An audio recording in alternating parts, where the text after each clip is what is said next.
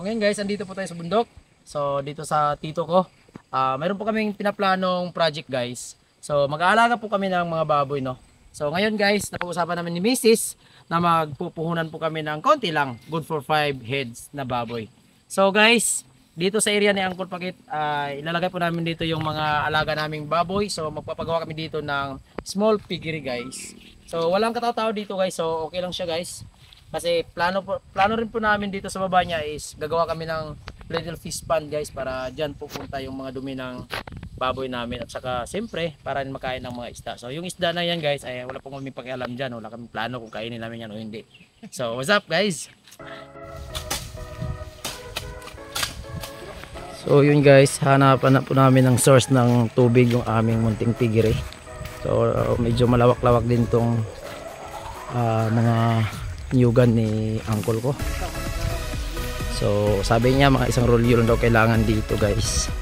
So napakaganda, sarap pasyalan, pang stress reliever. So guys, dito po ito po yung source arde.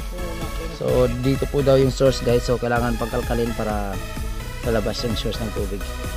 So yan guys, other source of water no. Kasi pag walang tubig sa taas po, dito yung second option natin guys. Ayun, ginagawa po namin yung layout dito no sa munting piggery. And of course, naghanap po kami ng source of water. So parang dito meron na silang nakita dito na source of water. Hukay lang po to guys ha.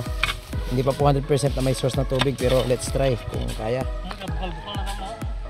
Kung gabukal-bukal ibig sabihin may ara na. Sige. Marara mga gailid. Sige. Ara, okay na. Ara, okay na.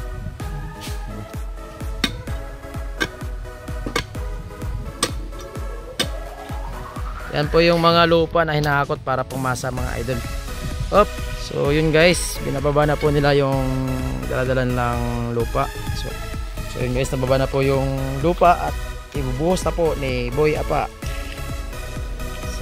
Grabe bigat. Napakapino po yan guys, parang pulbos. Ay nako, hindi pwede, parang pulbos.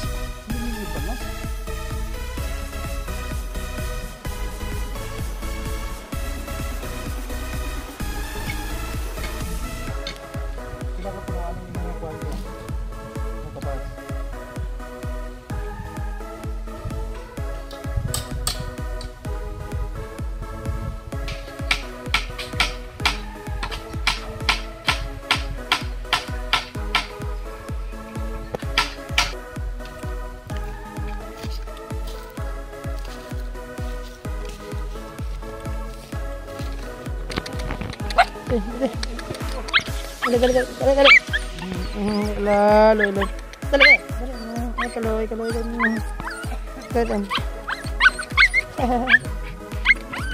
Kumusta diri sa bukid? Ha?